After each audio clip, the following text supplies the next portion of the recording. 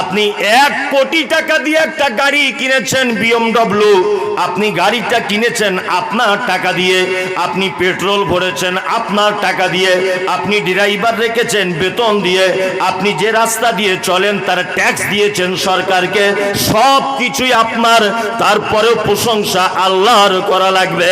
আল্লাহ বলছে, বান্দারে তুমি যে পেট্রোলটা ভরেছো তোমার গাড়িতে, 1 কোটি টাকা দামের গাড়িতে, এই পেট্রোলটা পৃথিবীর কোন মেশিনে তৈরি করা হয় না। এই পেট্রোলটা আমি আল্লাহ তুমি দামি গাড়ি চাপবে বলে মাটির তলাতে আমি রেখে দিয়েছিলাম। তোমার বুদ্ধি দিয়ে তুমি মেশিনের মারফতে তুমি তেলটাকে বার করে তোমার গাড়ির ভিতরে তুমি ভরে তোমার গাড়িটা তুমি চলছো। এক কথায় বোঝা যায় সারা পৃথিবীর যা কিছু আমরা দেখি আর প্রশংসা আদায় করি, প্রশংসা একমাত্র আল্লাহর হবে। তার কারণ হলো এই, প্রতিটা জিনিসের শেষের পর্যন্ত যদি আপনি পৌঁছে যান, আল্লাহ ছাড়া আর কাউকে খুঁজে পাওয়া যাবে না। আল্লাহ ছাড়া কাউকে খুঁজে পাওয়া যাবে যাবে না। আমি কাঠ দিয়ে ফার্নিচার বানিয়েছি, এই কাঠ কার? আল্লাহ দিয়েছে। গাছ তৈরি করেছেন কে? আল্লাহ। জি, তাহলে সমস্ত প্রশংসা কার হলো? আল্লাহ। তারপরে একটা শব্দ ব্যবহার করি, রব। কি রব? রব মানে বলুন, ভুল ত্রুটি যাবে, আমি তো আপনাকে মারবো না। রব মানে আল্লাহ, মানে রব মানে আল্লাহ, আল্লাহ মানে আল্লাহ। এই তো রব মানে পালনেওয়ালা। আসলে উনি একটু জানেন ওই জন্য বলে দিলেন। যাই হোক, রব মানে পালনেওয়ালা, এটা একদমই ঠিক। তবে আমি আপনাকে একটা ব্যাখ্যা করে শোনাচ্ছি, ভালো করে বোঝার চেষ্টা করেন। আচ্ছা, আল্লাহর নাম কটা? 99টা। ভুল বলেছেন। আর কেউ জানা আছে কারুর? না, আল্লাহর নাম একটা, তার নাম আল্লাহ। আমি মমতাজুল ইসলাম, এটা আমার নাম, বোঝার চেষ্টা করুন। আমি বক্তা।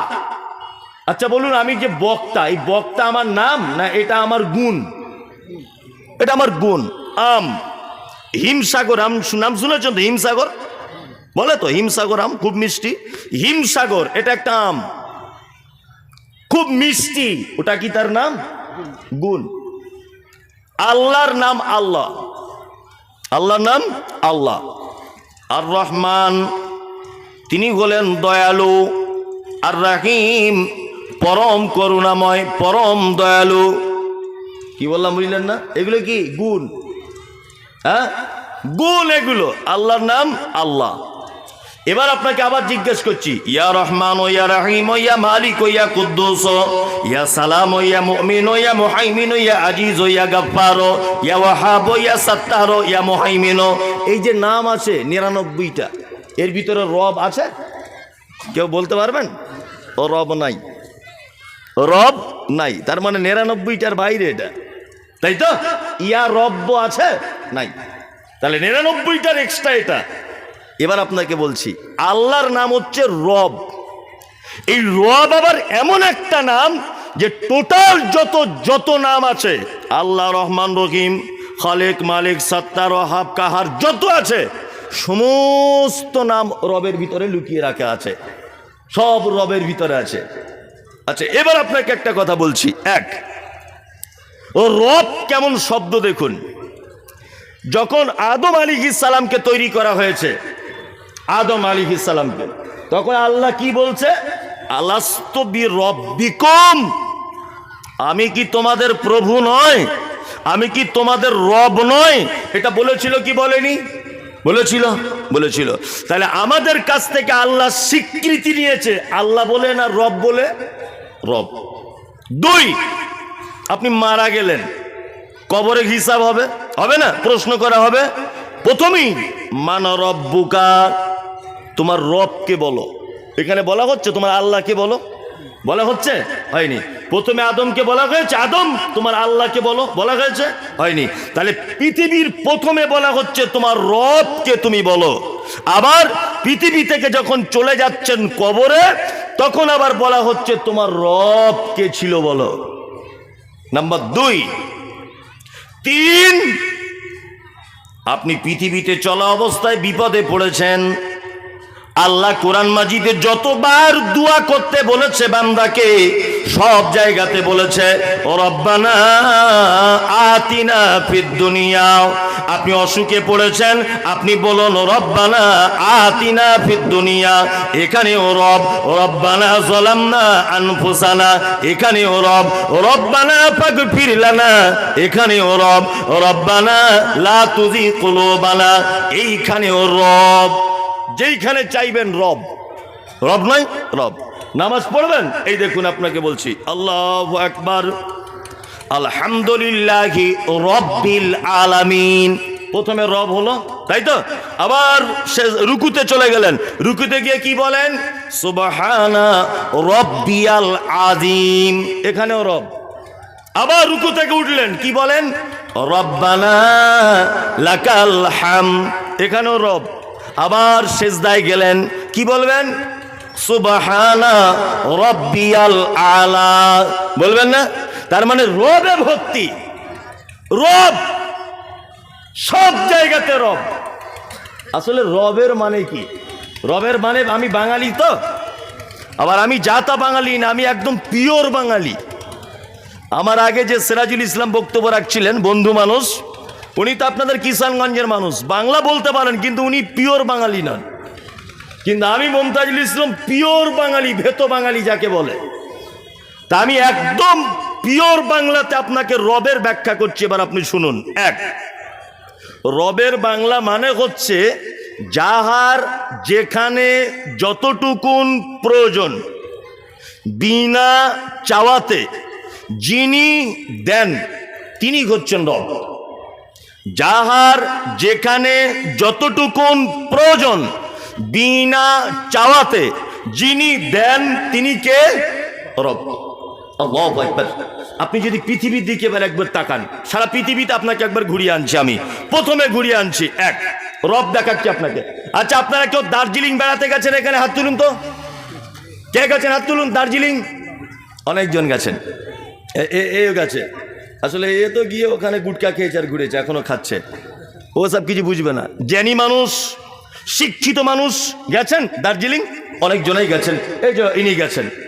ওখানে গিয়ে একটা জিনিস লক্ষ্য করেছিলেন যে ওখানে যে কুকুরগুলো রাস্তাতে ঘুরছিল, আমি নিজে গিয়েছি, ওই কুকুরগুলোর গায়ের লোমগুলো দেখছি এত বড় বড় করে, এত বড়। কারণ কি? আপনাদের বিহারের যে কুকুরগুলো রাস্তাতে ঘোরে, এর গায়ের লোমগুলো কত? এইটুকুটুকু, হ্যাঁ এইটুকুটুকু। তাই আপনার দার্জিলিং এত বড় বড় কেন? এর নাম রব। আল্লাহ বলছে আমি জানি যে কুকুরটা কিষানগঞ্জ এলাকায় তৈরি করেছি, এখানে না গরম না ঠান্ডা, এখানে এমন গরম পড়ে না যে মানুষ হার্ট অ্যাটাক করে মারা যায়, আবার এমন ঠান্ডা পড়ে না যে চারিদিকে ঘরবাড়ি বরফ দিয়ে জমে যায়। কিন্তু আমি আল্লাহ এইখানে যে কুকুর, আপনার শ্রীগাল, আপনারা যে প্রাণীগুলো বানিয়েছি, আপনার গরু বানিয়েছি, ছাগল বানিয়েছি, তাদের লোমগুলো এইটুকুটুকু করে দিয়েছি। যদি বেশি করে দিই তারা গরমে মারা যাবে, তাদের পাখার ব্যবস্থা নাই। কিন্তু আমি আল্লাহ, আমার নাম হলো রব, ওকে দার্জিলিং এ বানিয়েছি বলে আমি জানি ওখানে কি হয়, একদম বরফ জমে যায়। সব সময় 0+ আপনার -+ হয়ে থাকে, -ডিগ্রিতে চলে, সব সময় যেন বরফ পড়ে, আর ঠান্ডার দিনে মানুষ ফাঁকে বার হতে পারে না। আমি আল্লাহ এটা ভালো করে জানি। মালিক তার বাড়িতে হিটার চালিয়ে দিয়ে ঘুমাবে, কিন্তু একটা পশু, একটা প্রাণী, তার নাম কুকুর, তার জন্য আমি আল্লাহ কোনো ঘরের ব্যবস্থা করি নাই। ও রাস্তায় দোকানের পাশে শুয়ে থাকবে, রাস্তাতে শুয়ে থাকবে, পাহাড়ের পাদদেশে শুয়ে থাকবে, দোকানদারের সাইডে শুয়ে থাকবে, গাড়ির তলাতে শুয়ে থাকবে। ওর গায়ে আমি আল্লাহ আগে থেকে কম্বল জড়িয়ে দিয়ে ওকে দার্জিলিং এর মাটিতে বানিয়েছি। আমার নাম হলো রব। আমার নাম রব। একে বিহারে বানিয়েছে, এখানে বরফ পড়ে না, ওই জন্য ছোট ছোট লোম। দার্জিলিংয়ে বরফ পড়ে, বড় বড় লোম। কি বললাম বুঝলেন? এর নাম রব। আপনাকে রব দেখাই। রব যদি দেখাতে যাই তো মোটামুটি 2-1 ঘন্টা চলে যাবে, শুধু রবের যদি ব্যাখ্যা করা যায়। ও রব কাকে বলে? 2, আপনাদের এলাকার ছেলে মেয়েগুলোর নাক একেবারেই সোজা, আমারও যেমন আপনাদেরও তেমন, তাই না? আচ্ছা, নেপালের কোনো ছেলে মেয়ের নাক কেমন? চ্যাপটা, এইরকম, তাই না? আপনাদের এলাকায় কোনো মেয়ের নাক যদি এইরকম হয়, আর আপনি যদি আপনার ভালো ছেলের জন্য ওই মেয়েটাকে বৌমা হিসেবে দেখতে যান, আচ্ছা বলুন তো পছন্দ হবে? হবে না। দুই, নাইজেরিয়ানের প্লেয়ারদের দেখেছেন? ফুটবল খেলে যারা নাইজেরিয়ান, ওদের চুলগুলো দেখবেন পাখির বাসার মতো, যারা একদম সেই গুটিয়ে গুটিয়ে গুটিয়ে গুটিয়ে আছে, তাই না? আর একটাও কালো লোক নাই, এই পরিষ্কার লোক নাই, সব কালো কুচকুচ কুচকুচ কুচকুচ করছে, সেই লম্বা। তা আপনার বেটির জন্য একটা ছেলে দেখতে গিয়ে দেখছেন ছেলেটার মাথার চুল নাইজেরিয়ানদের মতো, আর ওই রকম নাক মোটা, ঠোঁটটা মোটা, আর এই রকম চেহারা সেই রকম লম্বা। আপনি আপনার সুন্দরী মেয়ের জন্য পছন্দ করবেন ছেলেটাকে? না।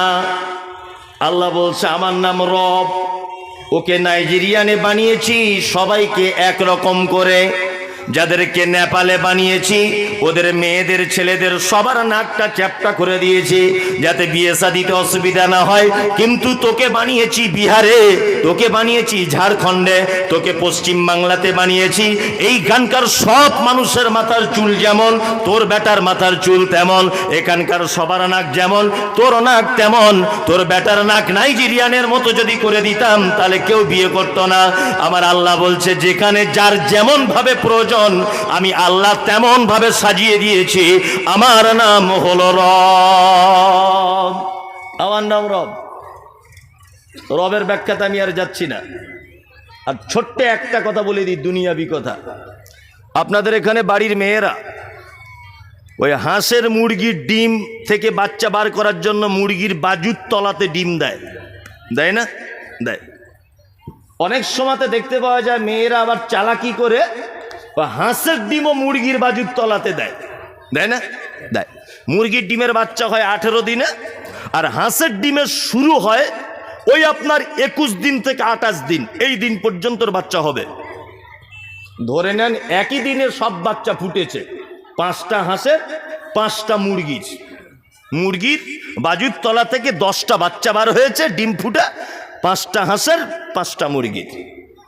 জীবনে কোনো দিন দেখেছেন যে হাঁসের বাচ্চাগুলো পানিতে নেমে যাচ্ছে বলে সাথে সাথে পিছনে হাঁটতে হাঁটতে মুরগির বাচ্চাগুলো নেমে যাচ্ছে পানিতে? দেখেছেন? দেখবেন না। কে বলে দিল ওদের যে তোরা পানিতে নাম আর তোরা ডাঙাতে চড়? এটা কে বলল? কে? রব। কে? রব।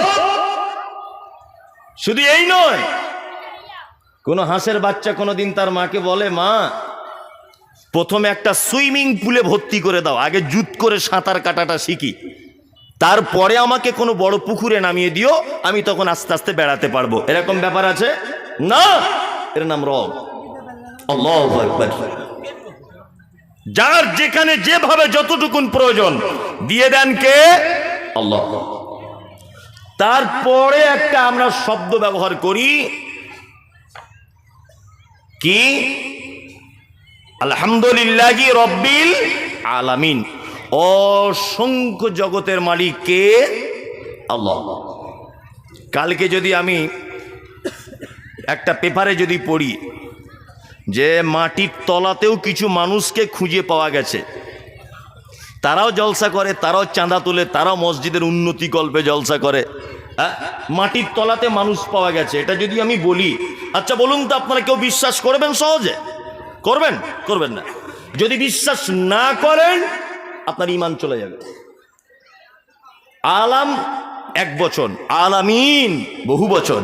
আল্লাহ তাআলা বলছেন অসংখ্য এইরকম জগতের মালিক আমি আল্লাহ।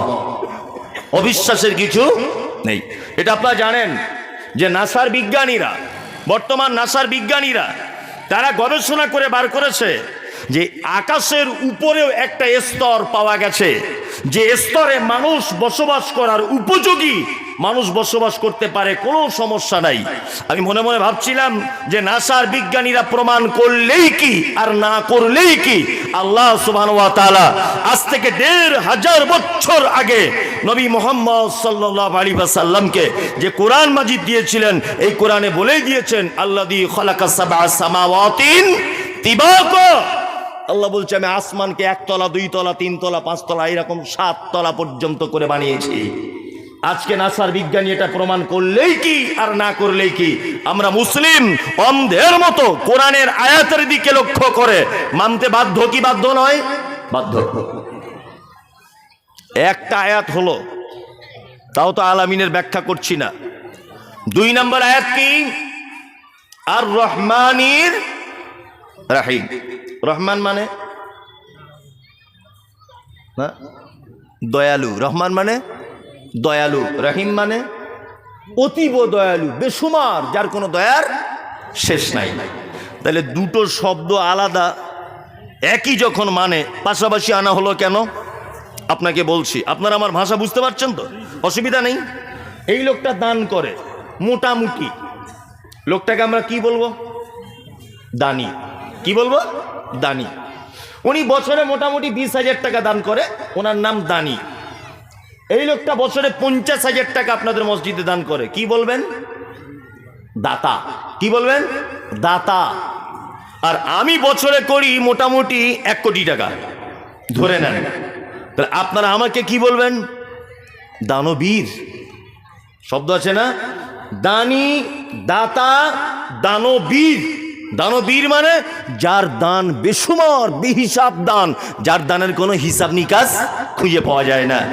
ঠিক তেমন রহমান দয়ালু, রাহিম এত দয়ালু যার দয়ার শেষ নাই। শুধু এই নয়, যিনি দয়া করেন বিনিময় কিছু চান না। আপনাদের এলাকাতে পার্টি রাজনীতি কি চলে আমি জানি না, আবার পশ্চিম বাংলাতে এখন তৃণমূল যে পার্টিটা মমতা ব্যানার্জির, এই পার্টিটা খুব জোর কদমে চলছে। এখন কংগ্রেস পার্টিও আছে, সিপিআইএম পার্টিও আছে, আর অন্যান্য পার্টি, রাজনৈতিক পার্টিগুলি আছে। তা আমি কংগ্রেস করি, ধরে নেন বোঝানোর জন্য বলছি। আমি মমতা ব্যানার্জির পার্টি করি, তৃণমূল পার্টি। তা আমার পার্টি থেকে আমাকে 10টা ঘর দেওয়া হয়েছে যে তুমি গরিব মানুষদের ভিতরে ঘরগুলো বিলি বন্টন করে দাও। মমতা ব্যানার্জির পার্টির লোক আমি, আমাকে 10টা ঘর দেওয়া হয়েছে। এই লোকটা কিন্তু অধীর চৌধুরীর লোক, অর্থাৎ কংগ্রেসের লোক পশ্চিম বাংলার। আচ্ছা বলুন তো, আমার পার্টির লোক এই লোকটা নয়, 10টা ঘরের ভিতরে আমি কি একটা ঘর ওই লোকটাকে দিব? দিব না, কারণ ও আমার পার্টির নয়। তাই না? আমি দেব কাকে? আমার পার্টির লোককে আমি দেব, যাতে আগামী বছরে ভোটে ওর পরিবারের ভোটটা আমার খাতাতে যেন পড়ে। তাই না? তার মানে বোঝা যায় যে সরকারিভাবে যত সহযোগিতা সাহায্য আসে, প্রতিটা সহযোগিতা এবং সাহায্যের পিছনে একটা বিনিময় গ্রহণ করা হয়। কি? অন্তত তোমার ভোটটাকেও দিতে হবে তাকে যে তোমাকে সহযোগিতা করেছে। তাই না? আজকে আপনারা দেখতে পাচ্ছেন ফিলিস্তিনের মাটিতে মসজিদে আকসা, যেখানে ইসরায়েলের ইহুদিরা বোম দিয়ে হামলা চালাচ্ছে মসজিদ আকসাকে পৃথিবীর মাটি থেকে ধূলিসাৎ করে দিবে বলে। এটা আপনারা জানেন যে ফিলিস্তিনের মাটিতে নারী পুরুষ আবাল বৃদ্ধ বনিতা অকাতরে তাদের উপরে নির্মমভাবে অত্যাচার চালিয়ে যাচ্ছে। কারা? ইসরায়েলের ইহুদিরা। আচ্ছা বলুন তো, ইসরায়েলের ইহুদিরা যে অক্সিজেনটা গ্রহণ করে, নাকের যে নিঃশ্বাসটা নেন, এই নিঃশ্বাসটা কার দান? আল্লাহ। তাই না? আচ্ছা আল্লাহ যদি ইচ্ছা করে যে তুমি আমার মসজিদের উপর অত্যাচার করেছ, মুসলিম মা বোনেদের ইজ্জতকে হরণ করেছ, আমি তোমার এখনই এই মুহূর্তে অক্সিজেন বন্ধ করে দিব। পারে কি পারে না? লকডাউনের নাম করে যারা ভারতবর্ষের ঐতিহ্যবাহী মসজিদ, বাবরি মসজিদকে যারা ভেঙে দিয়েছে, জি, যদি আল্লাহ ইচ্ছা করত তাহলে এদেরকে গুড়িয়ে দিতে পারতো কি পারতো না? পারত। কিন্তু আল্লাহ বলছে আমার নাম হলো রব, মসজিদে আসবি তবুও তোর উপরে দয়া করব, নামাজ পড়বি না তবুও তোর উপরে আমার দয়া থাকবে, তুই মসজিদে ইট মেরে মসজিদ ভেঙে দিবি তবুও তোর উপরে আমার দয়া থাকবে। আমার নাম হলো রহমান। আল্লাযী জাআলা লাকুমুল আরদা ফিরাশাও ওয়াস সামাআ বিনাআ ওয়া আনজালা মিনাস সামাই মাআন ফাআখরাজা বিহি মিনাস সামারাতি রিজকাল লাকুম ফালা তাজআলু লিল্লাহি আমদাদা ওয়া আনতুম তা'লামুন। চাষি তুমি মাঠে যাবে, চৈত্র মাস পার হয়ে যাবে, বৈশাখ মাস পড়বে, আমি আস্তে আস্তে করে 1 ফোঁটা 2 ফোঁটা করে আসমান থেকে বৃষ্টি দিতে থাকবো। আর ওই বৃষ্টিতে তুমি মাঠে তোমার জমিনে তুমি ধান ছড়িয়ে দিবে, ওটা থেকে বীজ তৈরি হবে, ওটা থেকে চারা বার হবে। আষাঢ় মাস পড়ে যাবে আর আসমান থেকে যেন অতি বর্ষণ শুরু হয়ে যাবে। চাষি তুমি নাঙল নিয়ে মাঠে যাবে, ট্র্যাক্টর নিয়ে তুমি মাঠে যাবে। আমি আল্লাহ কোনোদিন বলবো না যারা নামাজ পড়নি তাদের জমিনে পানি হবে না, তোমরা নামাজ পড়েছো তোমাদের জমিনে পানি হবে। এই রকম কি কোনো ব্যাপার থাকে না? আদিবাসীর জমিতেও পানি ভরপুর, হিন্দুর জমিতে পানি ভরপুর, আপনার শিখ বৌদ্ধ তাদের জমিতেও পানি ভরপুর। আল্লাহ বলছে আমার নাম হলো রহমান, আমি বিনা কিছুতেই তোমাদের উপরে দয়া করে থাকি। পৃথিবীর কোনো মানুষের পক্ষে এটা সম্ভব নয়। সারা পৃথিবীর মানুষ আপনার ব্যাপারে যা কিছু দয়া করে তার বিনিময়ে কিছু না কিছু চায়, কিন্তু আল্লাহ বলছে আমার নাম হলো রহমান। বান্দা বিপদে পড়ে যাবি, আমি তোকে নিঃস্বার্থে সহযোগিতা করে দিব, কোন রকমের বিনিময় কিছু চাইব না। কিন্তু তারপরে যে শব্দ ব্যবহার করা হয়েছে তার নাম হলো রাহিম। কি নাম? রাহিম। এটাও কিন্তু মানে দয়ালু। এটা কেমন দয়া? এই দয়া হচ্ছে খাসসাতান ইয়াউমাল কিয়ামা, কিয়ামতের মাঠে কিছু মানুষকে আল্লাহ খাস করে দয়া করবেন। সেই দিন কিন্তু আর সবার উপরে দয়া হবে কে না। আজকে নামাজ পড়ছেন না, ঠিক আসমানের বৃষ্টি আপনি পাচ্ছেন, সূর্যের তাপ আপনি গ্রহণ করছেন, সব কিছু পাচ্ছেন, কিন্তু সেই দিন যদি কিয়ামতের মাঠে আপনার আমল যদি খারাপ হয়ে যায়, আল্লাহ আপনার প্রতি দয়া করবে কে না, কখনোই দয়া করবে না। তাহলে রহমান এই দয়াটা শুধু পৃথিবীর প্রতিটা প্রাণীদের ভিতরে বিরাজ করছে। রাহিম শুধুমাত্র এই দয়াটা কিয়ামতের মাঠে বিশেষ মানুষের উপরে আল্লাহ তাআলা দয়া করবেন। আল্লাহ হে কাবার মালিক, তোমার কাছে এটা আকুল আবেদন, তুমি আমাদের পৃথিবী থেকে যদি কোনো দয়া থেকে একটু আধটু যদি বঞ্চিত করো সেটা মেনে নেওয়া সম্ভব, কিন্তু দয়াময় কিয়ামতের মাঠে আমাদের প্রতি দয়া থেকে আমাদেরকে বঞ্চিত করে দিও না। বলুন আমিন। আমিন। কিয়ামতের দিনে কেউ যদি বঞ্চিত হয়ে যায় তার ফলশ্রুতি জাহান্নাম। তারপরে আমরা কি বলি? মালিকি ইয়াউমিদ্দিন, কিয়ামত, বিচার দিবসের মালিককে কে? আল্লাহ সুবহানাহু ওয়া তাআলা। কিয়ামত, কিয়ামতটা শুধু মুখে বলি, কিয়ামত বুঝেন কাকে বলে? জানেন? জানেন না? আপনাকে একটু দেখাই তাহলে কিয়ামতটা কেমন। দেখুন আমার দিকে তাকান, কিয়ামত আপনাকে দেখাচ্ছি। কিছুদিন আগে মোবাইলে দেখেছেন যে তুরস্কের মাটিতে একটা ভূমিকম্প হয়েছিল 2022-এ সম্ভবত, না 23 জানুয়ারি ফেব্রুয়ারির দিকে তুরস্কের মাটিতে একটা ভূমিকম্প হয়েছিল। তা বিজ্ঞানীরা বলছেন যে এই ভূমিকম্পটি হয়েছিল মাটি থেকে 8000 ফুট নিচেতে, মাটি থেকে 8000 ফুট নিচে। এই 8000 ফুট নিচেই ভূমিকম্পটি হয়েছিল। তার ফলে উপরের তুরস্কের মাটির বিল্ডিংগুলো থর করে কাঁপতে কাঁপতে কাঁপতে কাঁপতে সব ভেঙে পড়ে গেল। কত গৃহপালিত পশু মারা গেল, কত নারী পুরুষ মারা গেল, কত কোটিপতি মানুষ চলে গেল, কত মানুষ ধ্বংসের স্তূপে তার তলাতে নৃশংসভাবে এক পর্যায়ে তারা সব শেষ হয়ে গেল। এটা আপনারা দেখেছেন।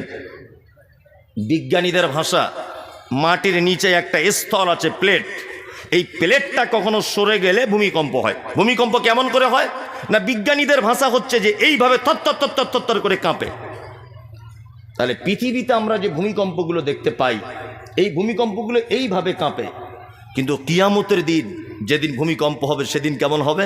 আল্লাহ বলছেন ইজাজুল জিলাতিল আরজু জিলজালাহা ওয়া আখরাদাতিল আরদু আসকালাহা। কিয়ামতের দিবসের ভূমিকম্প হবে, মাটির তলার জিনিসগুলিকে উপরে তুলে দেওয়া হবে।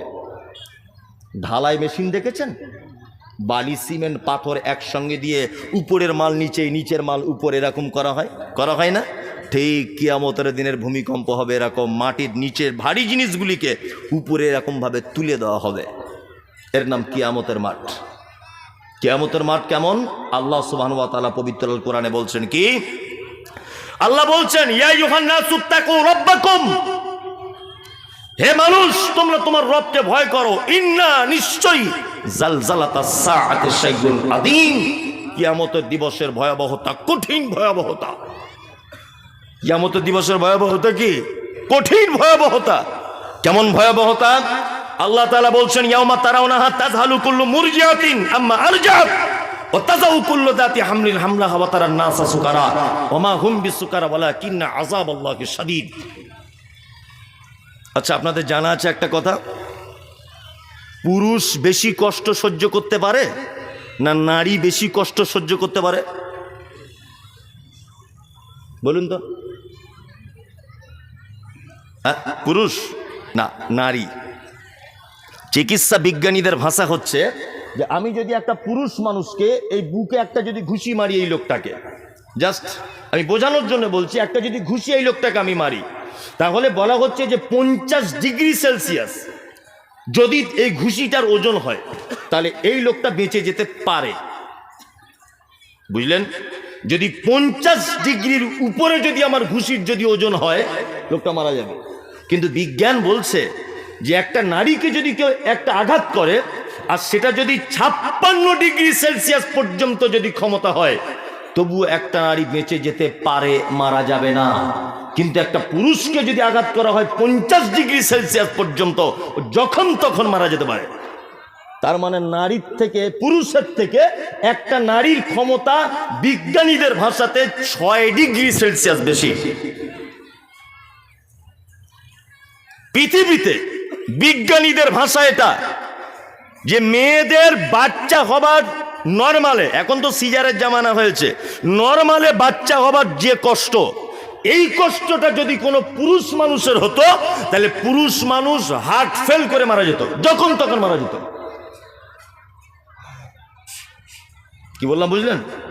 একটা মহিলার নরমালে বাচ্চা হবার যে কষ্ট, এটা যদি কোনো পুরুষ মানুষের হতো, যখন তখন পুরুষ মারা যেত। কিন্তু এটা নারীর পক্ষে সম্ভব। আল্লাহ তাআলার ভাষা শুনুন, কিয়ামত আপনাকে দেখাচ্ছি। আল্লাহ বলছেন, ইয়াউমা তারাউনাহা তাযহালু কুল্লু মুরজিআতিন আম্মা আরজাআত ওয়া তাযাউ কুল্লু যাতি হামলিন হামলাহা ওয়া তারান নাসা সুকারা ওয়া মা হুম বিসুকারা ওয়ালাকিন্না আযাবাল্লাহি শাদীদ। একটা মেয়ে কিয়ামতের মাঠে দাঁড়িয়ে থাকবে, সূরা হজ আয়াত নম্বর 2। একটা মেয়ে কিয়ামতের মাঠে দাঁড়িয়ে থাকবে, বাচ্চা এমনিতেই তলার দিক দিয়ে পড়ে যাবে, মা বুঝতে পারবে না যে বাচ্চাটা কিভাবে হলো। 2, পৃথিবীর সব থেকে বেশি ভালোবাসার সম্পর্ক হচ্ছে পিতামাতা, আপনার সন্তান আর মা, তাই না? সেদিন কিয়ামতের মাঠে একটা মায়ের পাশে একটা বাচ্চা ছেলে দুধের জন্য আর্তনাদ করবে যে আমাকে একটু দুধ দাও মা। মা সেদিন তার বাচ্চাকে দুধ পান করাতে ভুলে যাবে। এর নাম কিয়ামতের মাঠ। 3, মানুষগুলিকে দেখতে পাওয়া যাবে তারা সব মাতালের মতো করে ঘুরছে। আল্লাহ বলছেন, ওমা হুম বিসুকারা, একজনাও তারা কেউ মদ পান করেনি, ওয়ালাকিন্না আযাবাল্লাহি শাদীদ, শুধু আমার কঠিন আযাবের ভয়ে তারা কিয়ামতের মাঠে মাতালের মতো করে ঘুরছে। এর নাম কিয়ামতের মাঠ। এই দিনটার জন্য কিছু প্রস্তুত করুন, কিছু তৈরি করুন, হেলায় খেলায় কাটাবেন না। সমস্ত মানুষকে একটা নির্দিষ্ট টাইমে পৃথিবী ছেড়ে চলে যেতে হবে, এবং শুধু তো চলে গেলেই হতো, সমস্ত কিছুর হিসাব আপনাকে পুঙ্খানুপুঙ্খভাবে আল্লাহ সুবহানাহু ওয়া তাআলার দরবারে পেশ করতে হবে। হবে কি হবে না? হবে। 1 সপ্তাহ আগে আপনার স্ত্রী কি রান্না করেছিল ওটা আপনার মনে নেই, মনে নেই। যদি আপনাকে এখন 2000 টাকা দেওয়া হয়, আর এই জলসায় মেলা বসেছে, আপনাকে যদি বলা হয় যে আপনি খরচা করুন, 2000 টাকাই খরচা করে দিলেন। 1 মাস পরে যদি আমি জিজ্ঞাসা করি যে এই জলসার দিনে 2000 টাকা দিয়েছিলাম, কি কি তুমি খরচা করেছো বলো, আপনি হিসাব দিতে পারবেন না। অথচ আপনার 60 বছরের একটা লং টাইম, 50 বছরের একটা লং টাইম, লং সময়, এই লং টাইমের হিসাব আল্লাহ সুবহানাহু ওয়া তাআলার দরবারে আপনাকে বুঝিয়ে দিতে হবে। বিপদ নয় সেদিন, বিপদ। সেদিন মানুষ হবে 3 দলে বিভক্ত। 1, আসহাবুল ইয়ামিন, আল্লাহ সুবহানাহু ওয়া তাআলা ডান দিকে থাকবেন। 2, আসহাবুস শিমাল, আল্লাহ সুবহানাহু ওয়া তাআলা বাম দিকে থাকবে। আর সূরা ওয়াকিয়াতে বলা হচ্ছে ওয়াসাবিকুনাস সাবিকুন, আর একদল লোক থাকবে আল্লাহ সুবহানাহু ওয়া তাআলার সামনে। দুই দিকে থাকবে, ডান দিকে বাম দিকে কারা? আপনার মতো আমার মতো ফটিক, মমতাজুল ইসলাম, সাইফুল, আশরাফুল, খলিল, জব্বার, কাহার, এরা সব থাকবে ডান দিকে আর বাম দিকে। সামনে কারা থাকবে?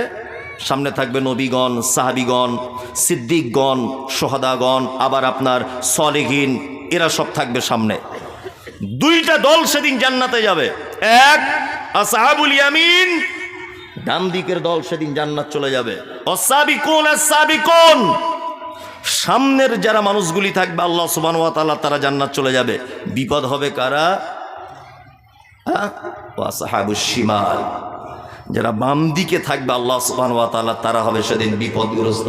তাদের ফলাফল জাহান্নাম, ফি নার জাহান্নাম খালিদিনা ফিহা, চিরস্থায়ী তারা থাকবে কোথায়? আল্লাহ সুবহানাহু ওয়া তাআলার জাহান্নামে। জাহান্নাম কেমন আপনাকে জাস্ট একটু আপনাকে ধারণা দিই। আল্লাহ তাআলা বলছেন নারুল্লাহিল মুকাদা, জাহান্নাম এটা আমার প্রজ্বলিত আগুন। আল্লাতী তাত্তালিউ আলাল আফইদা, আগুনের এত তীব্রতা যে মানুষের অন্তঃকরণ পর্যন্ত পুড়িয়ে ছাই করে দেওয়া হবে। ইন্নাহা আলাইহিম মুসাদা, জাহান্নামে মানুষকে বেঁধে রাখা হবে। ফি আমাদিন মুমাদ্দাদা, বাঁধা হবে কোথায়? আমাদিন, আগুনের তৈরি করা থাম্বাতে তাদেরকে ধরে ধরে বেঁধে রাখা হবে। ভাবতে পারছেন জাহান্নাম কেমন? এই ব্যাপারে আমার আলোচনা নয়। আল্লাহ সুবহানাহু ওয়া তাআলা বলছেন কি? মালিকি ইয়াউমিদ্দিন, কিয়ামতের দিবসের মালিক কে? কে? আল্লাহ। পৃথিবীর কোন পার্লামেন্টে, পৃথিবীর কোন জায়গাতে যদি আপনি ফেঁসে যান, যদি আপনি জজ কোর্টে মামলাতে ফেঁসে যান, আপনি প্রয়োজন হাইকোর্ট করতে পারবেন। হাইকোর্টে যদি আপনার বিপক্ষে যদি রায় আসে, আপনি চলে যাবেন সুপ্রিম কোর্ট পর্যন্ত। যেতে পারেন কি পারেন না? আচ্ছা, এটা ভারত গণতন্ত্র দেশ, আপনার বেঁচে থাকার অধিকার আছে। সুপ্রিম কোর্ট বলে দিয়েছে আপনার ফাঁসি হবে, আপনি রাষ্ট্রপতির কাছেও প্রাণ ভিক্ষার আবেদন করতে পারেন। কিন্তু কিয়ামতের মাঠে হাকামুল হাকিমিন, বিচারকের বিচারক কে? আল্লাহ সুবহানাহু ওয়া তাআলা। আল্লাহ তাআলা বলছেন সেই দিনের একচ্ছত্র মালিকানার দায়িত্ব থাকবে কার? আল্লাহ সুবহানাহু ওয়া তাআলা। তারপরে কি বলি? ইয়াকা না'বুদু ওয়া ইয়াকা নাস্তাঈন। তারপরে আমরা বলি আল্লাহ তোমারই ইবাদত করি আর তোমারই কাছে সাহায্য চাই। ইবাদত কার জন্য হবে? আল্লাহর জন্য হবে। আর সাহায্য কার কাছে? আল্লাহর কাছে চাইতে হবে। আপনাদের এটা বিহার, জানি না এখানকার মানুষের পরিবেশ পরিস্থিতি কেমন, তারপর আপনাদেরকে একটা ছোট্ট কথা বলে দিচ্ছি। পৃথিবীতে এখন অনেক মুসলিম রয়েছে, অনেক মুসলিম যারা আমাদের অন্য সম্প্রদায়ের মানুষের সঙ্গে মিলে গেছে, অন্য সম্প্রদায়ের মানুষের সঙ্গে মিলে যায়নি। যেমন একটা হিন্দু ভাইয়ের বাচ্চা জন্ম হলো, একটা মায়ের, হিন্দু কোন একজন মায়ের বাচ্চা জন্ম হলো, সে তার বাচ্চা যেদিন ভাত খেতে শেখে সেদিন বাড়িতে একটা অনুষ্ঠান করে, করে না? অন্নপ্রাশন না কি বলে, এই অনুষ্ঠানটা করে, করে না?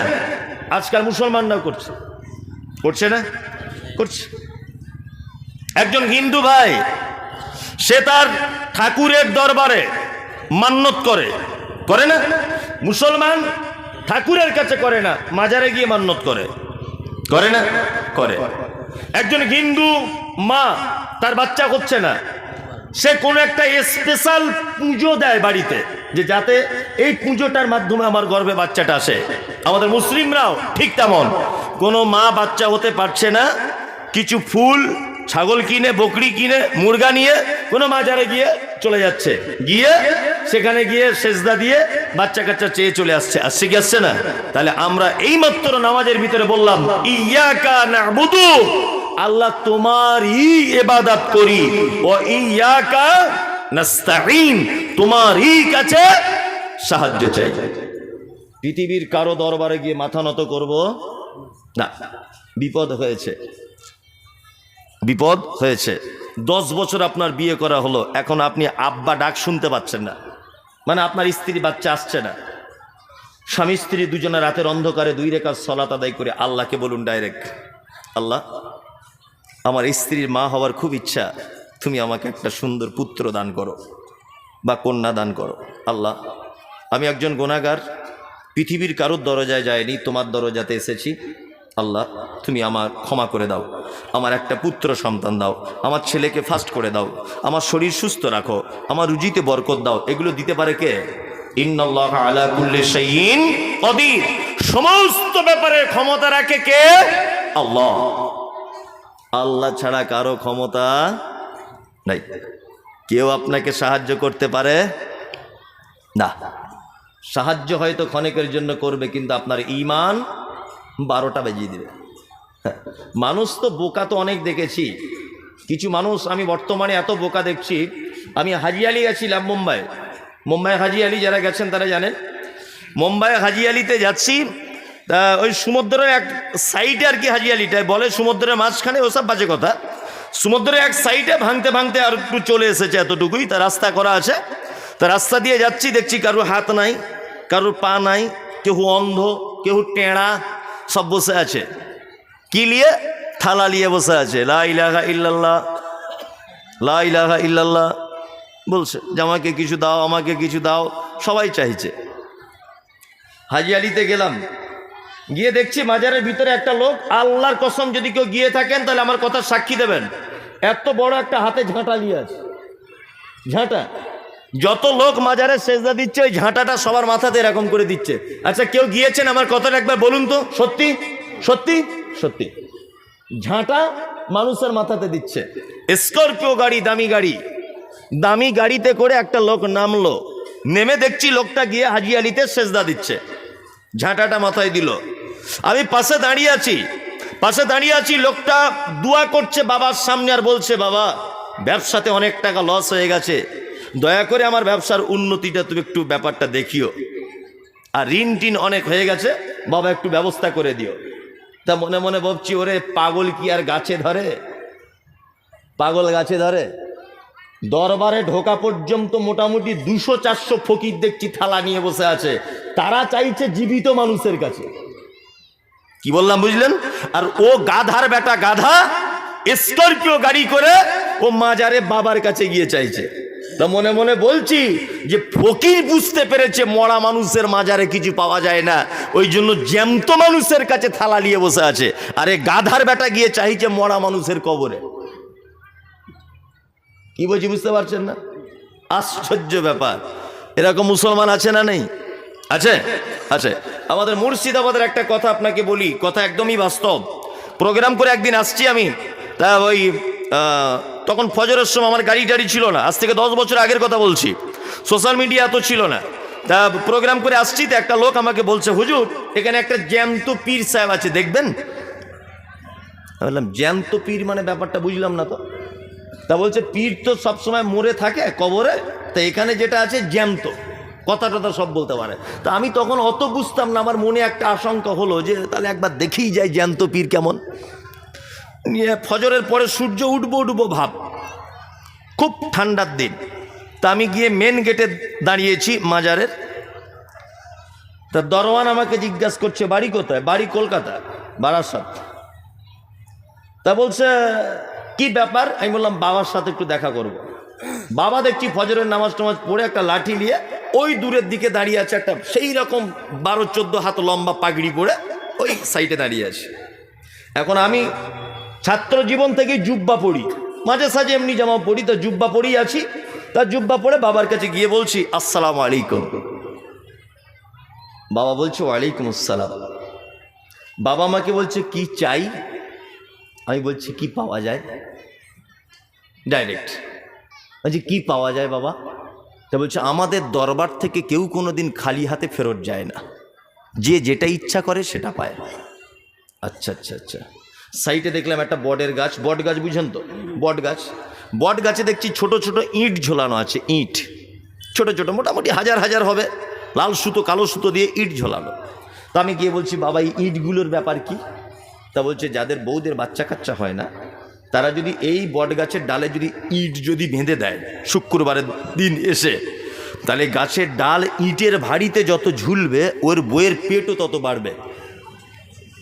আমি তখন বলছি শালা তাহলে বাচ্চা কাচ্চা আর অন্য কারুর কাছে নেই, সবই বট গাছই আছে।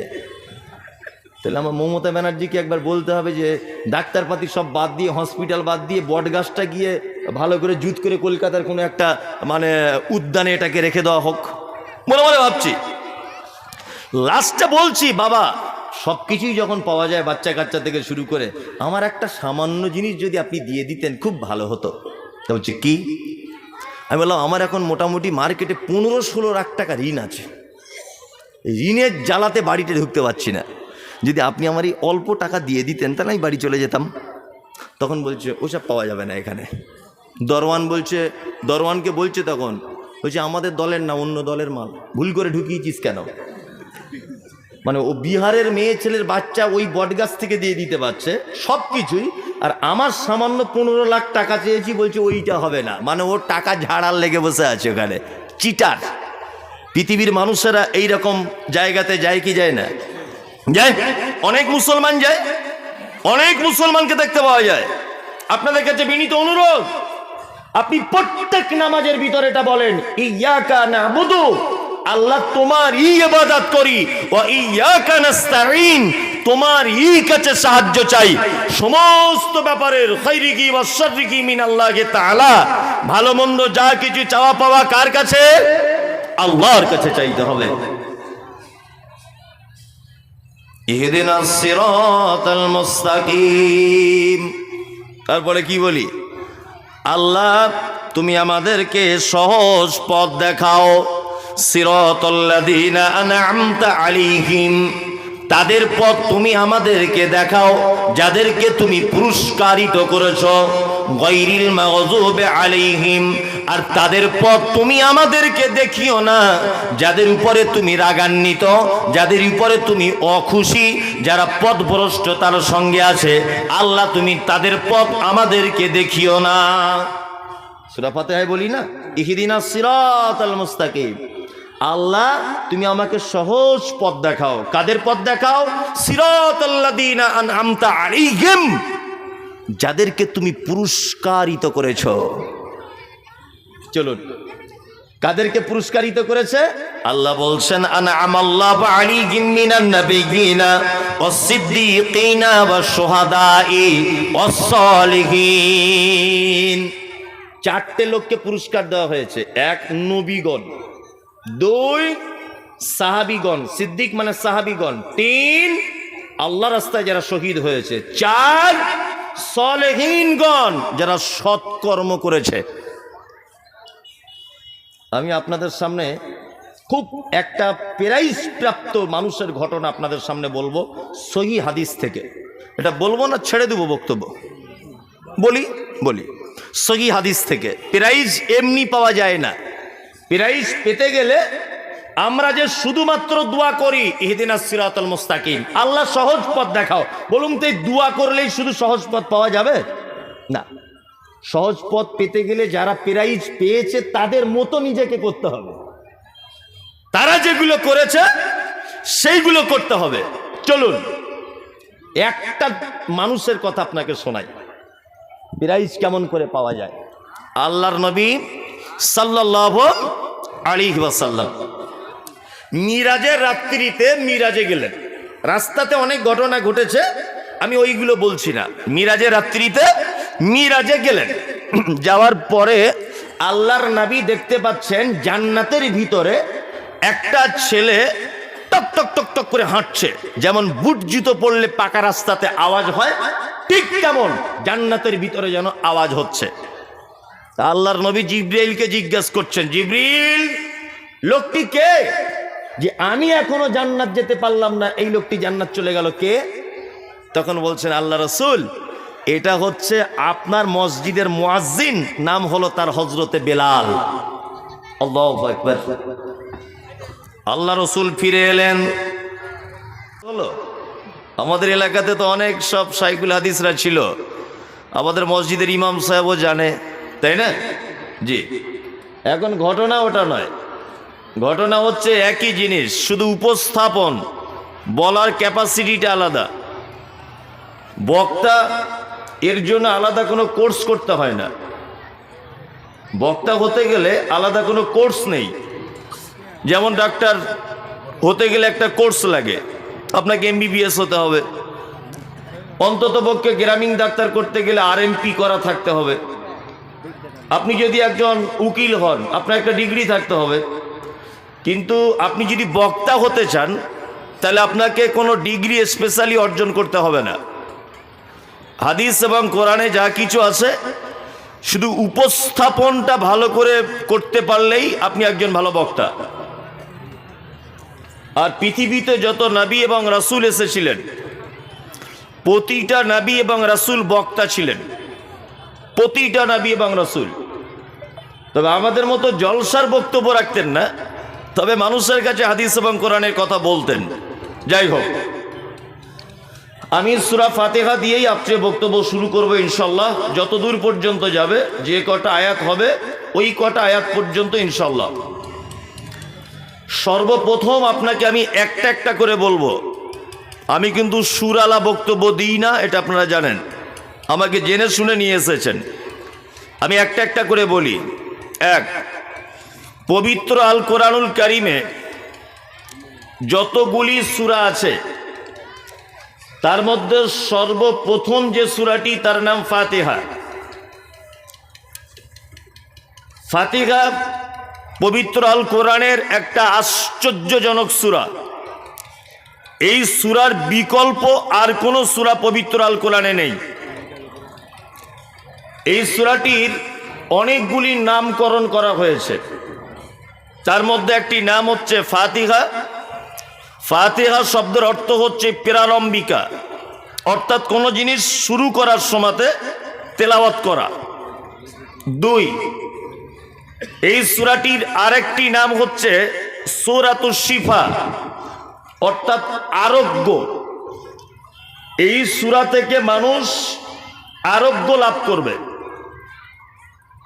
সুস্থ হবে। অসুখে পড়ে গেলে এই সূরা থেকে কেউ যদি পড়ে তার গায়ে ফুঁক দেয়, অবশ্যই সে ভালো হবে ইনশাল্লাহ। তবে এটা আপনারা জেনেছেন যে সাহাবায়ে কেরামগণ সূরা ফাতিহা পড়ে সাপে কাটা রুগীকে ঝাড়ফুঁক করেছেন, তার বিষ নিচে নেমে গেছে। এগুলো শুনেছেন তো? শুনেছেন। এখন কোন মৌলভী সাহেবকে বলুন তো, সূরা ফাতিহাটা তেলাওয়াত করে একজনকে বিষাক্ত সাপে কামড়িয়েছে, তার বিষটাকে একটু নামিয়ে দেওয়ার জন্য হবে? হবে তো না, বরং আরো বিষ তার ওই পিছনে গিয়ে গুনুন, ওই পিছনে গিয়ে গুনুন। হবে তো না, বরং বিষ মাথায় উঠে ও ঝটপট ঝটপট করে মারা যাবে। কারণ কি বলুন তো? কারণ একটা, সেই ফাতিহা আজও আছে, সেই মানুষগুলি আজ আর নেই। কি বললাম বুঝলেন? সেই মানুষগুলি আজ আর নেই।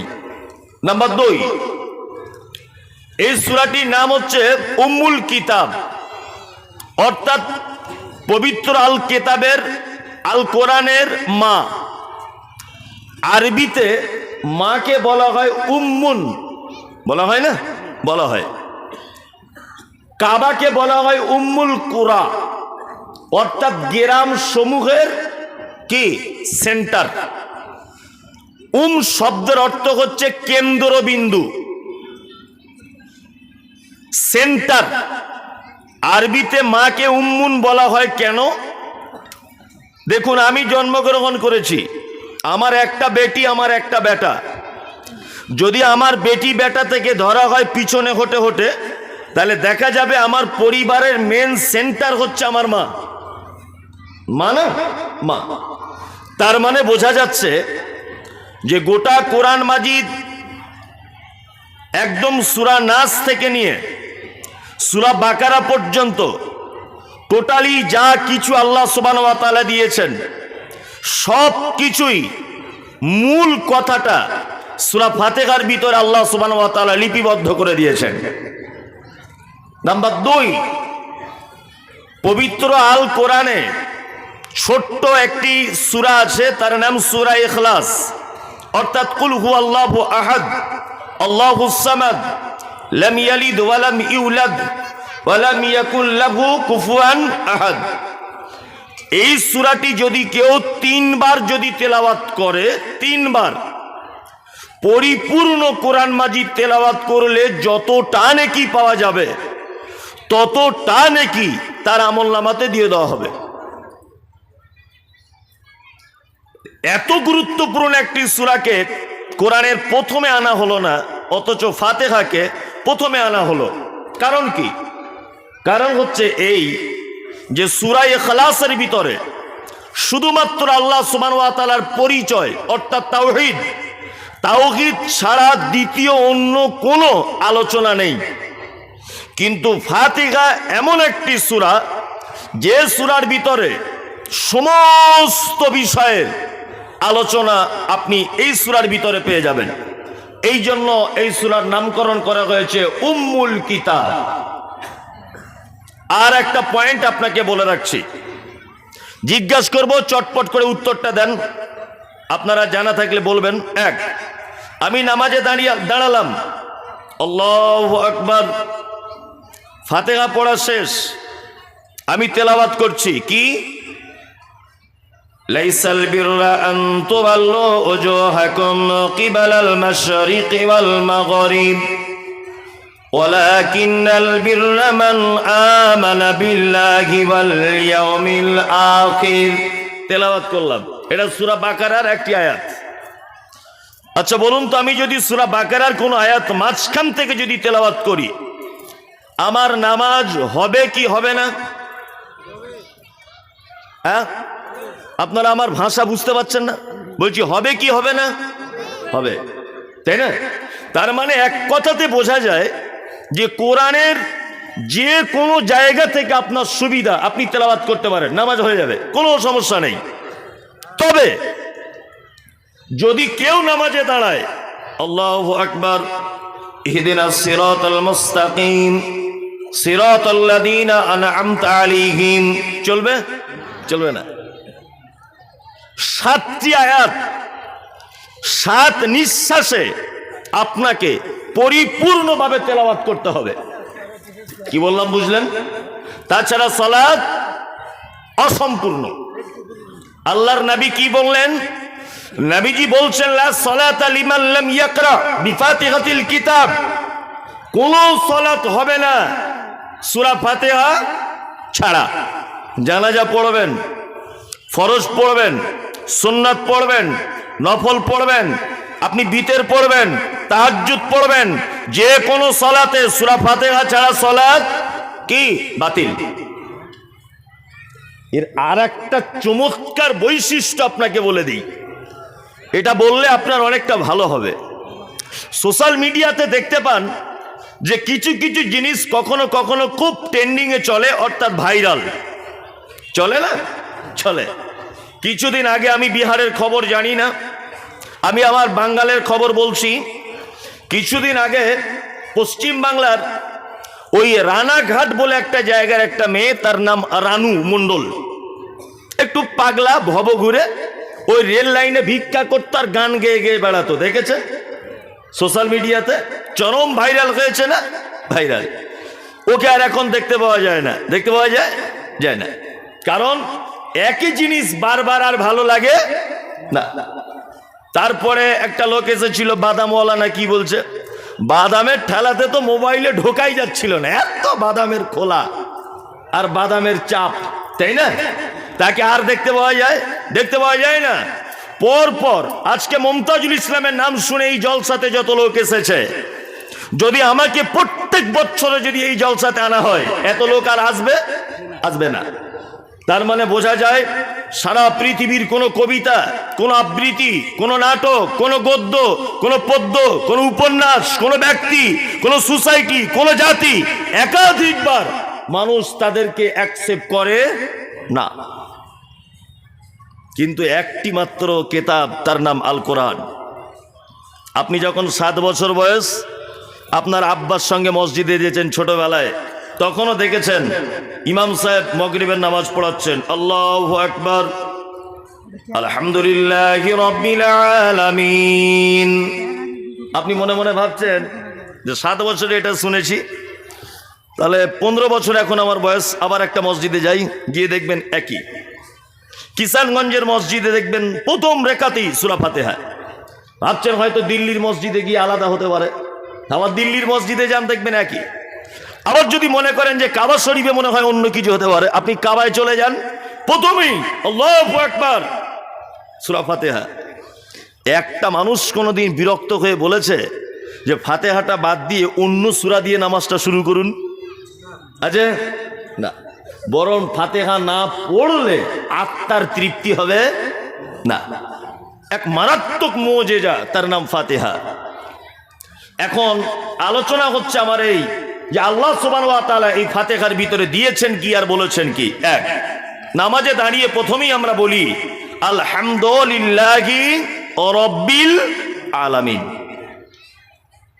2-3টে আয়াত হবে, আমি যা বুঝতে পারছি, আর বেশি হবে না। এক, এখানে 3টি কথা আমরা নামাজে প্রত্যেক মানুষ বলি, আলহামদুলিল্লাহি রাব্বিল আলামিন। সমস্ত প্রশংসা তোমার, এই কথা আমরা নামাজে বলি, বলি না? বলি।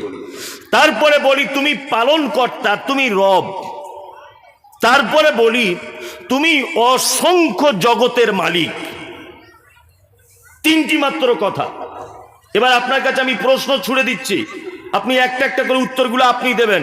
এক, সমস্ত প্রশংসা কার? কার? আল্লাহ, তাই না? আল্লাহর সমস্ত প্রশংসা হতে যাবে কেন? একটা প্রশ্ন হতে পারে। এক, আপনি বিরিয়ানির দোকানে বিরিয়ানি খাচ্ছেন, বিরিয়ানিটা খুব টেস্ট। যখন খাচ্ছেন, আচ্ছা বলুন তো অরিজিনাল সাধারণ মানুষ হিসাবে প্রশংসা কার হওয়া উচিত? না, রাঁধুনির। আপনি এটাই বলেন যে রান্নিটা খুব ভালো, বলেন না? বলেন। এটা একটা কাঠের ফার্নিচার, এটা খুব ভালো ডিজাইন দিয়ে তৈরি করা হয়েছে, খুব ভালো। আচ্ছা বলুন, এই ফার্নিচারটি দেখে অরিজিনাল প্রশংসা পাওয়ার ক্ষমতা রাখে কে? যে বানিয়েছেন, মালিক, অর্থাৎ মিস্ত্রি। খুব সুন্দর একটা ইমারত, একটি বিল্ডিং, এই বিল্ডিংটার খুব নিখুঁতভাবে তৈরি করা হয়েছে, ডিজাইনগুলো খুব সুন্দর, স্বচ্ছ। এই বিল্ডিংটা দেখে প্রশংসা কিন্তু একজন মিস্ত্রিরই হওয়ার দরকার, দরকার নয়? দরকার। কিন্তু আল্লাহ সুবহানাহু ওয়া তাআলা ভাষা ব্যবহার করছেন আলহামদুলিল্লাহ। পৃথিবীতে যাবতীয় প্রশংসা কার? আল্লাহ। এবার আপনাকে আর একটা কথা বলি, বাজারে 2টি শব্দ ব্যবহার হয়। দেখবেন কিছু কিছু মানুষ বলে শুকরিয়া, বলে না? শুকরিয়া। আমার আগে যিনি অ্যাঙ্কারিং করছিলেন, অর্থাৎ আমার নাম যিনি প্রস্তাব রাখছিলেন, উনি প্রথমেই বলছিলেন শুকরিয়া। এই যে শুকরিয়া আমরা বলি শব্দটা, আচ্ছা বলুন তো শুকরিয়ার বাংলা অর্থ কি? ধন্যবাদ, ধন্যবাদ। আর আলহামদু শব্দের অর্থ কি? কৃতজ্ঞতা, চিরকৃতজ্ঞতা। দুটোর মধ্যে আসমান এবং জমিনের ডিফারেন্স আছে। তা আল্লাহ সুবহানাহু ওয়া তাআলা শুকরান শব্দ দিয়ে শুরু না করে আলহামদু দিয়ে শুরু করলেন কেন? এর ভিতরে একটা লজিক আছে, এগুলো জ্ঞানী মানুষ ছাড়া বুঝতে পারবে না। এক, আমি মমতাজুল ইসলাম রাস্তা দিয়ে চলছিলাম, আমার প্রচন্ড পানি পিপাসা লেগেছে, আপনি আমাকে 1 বোতল পানি দিলেন। আমি পানিটা পান করার পরে আপনাকে এতটুকুই বলবো, ধন্যবাদ ভাই। বলবো কি বলবো না? বলবো। ধন্যবাদ শব্দটা ক্ষণেকের উপকারের জন্য ব্যবহার করা হয়, অল্প টাইমের উপকারের জন্য। আমি চাকরির পরীক্ষা দিয়েছি, ইনি এমএলএ এলাকা, ধরে নেন এই লোকটি এমএলএ। আমি চাকরির পরীক্ষা দিয়েছি, আমার চাকরিটা আটকে যাচ্ছে। এমএলএ সাহেবের কাছে গিয়ে বলছি, আপনি যদি একটা সিগনেচার করে দেন, একটা যদি সই যদি করে দেন, তাহলে আমার চাকরিটা কনফার্ম। উনি আমার চাকরির জন্য সই করে দিলেন।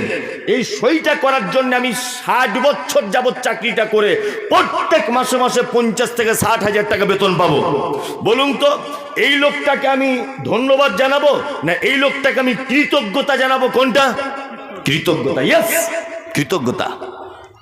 লং টাইমে যিনি উপকার করেন ওনার জন্য জানাতে হয় কৃতজ্ঞতা, আর শর্ট টাইমে যিনি সহযোগিতা করেন ওনার জন্য আমরা বলি ধন্যবাদ। তাই না? এবার আপনাকে বলছি, আপনার জন্ম থেকে নিয়ে মৃত্যু পর্যন্ত আপনার টোটাল বিষয়ে সহযোগিতা করেন কে? আল্লাহ। এই জন্য এখানে আলহামদু শব্দটা ব্যবহার করা হয়েছে। নাম্বার 2, সমস্ত প্রশংসা হবে আল্লাহর। কেন? একটা একটা করে জানুন। এক, আমি হলাম একটা কাঠের মিস্ত্রি, আমি হাত দিয়ে, আমি যন্ত্র দিয়ে একটা খাট বানালাম। প্রশংসাটা যদি হবার হয় তাহলে আমি মিস্ত্রি, আমার করা লাগবে। কিন্তু আল্লাহ শব্দ ব্যবহার করে দিয়ে বলছে আলহামদুলিল্লাহি, যাবতীয় প্রশংসা আমার। বান্দা শোনো, তুমি যে কাঠ দিয়ে ফার্নিচার বানিয়েছ, সারা পৃথিবীর কোনো মেশিনে এই কাঠ তৈরি করা যায় না, এটা গাছ থেকে হয়। গাছের মালিক কে? না আল্লাহ। মিস্ত্রি ঘর বানিয়েছে, কি দিয়ে বানিয়েছে? ইট দিয়ে বানিয়েছে। ইট কি থেকে হয়? মাটি থেকে হয়। মাটি কার দান? আল্লাহর দান।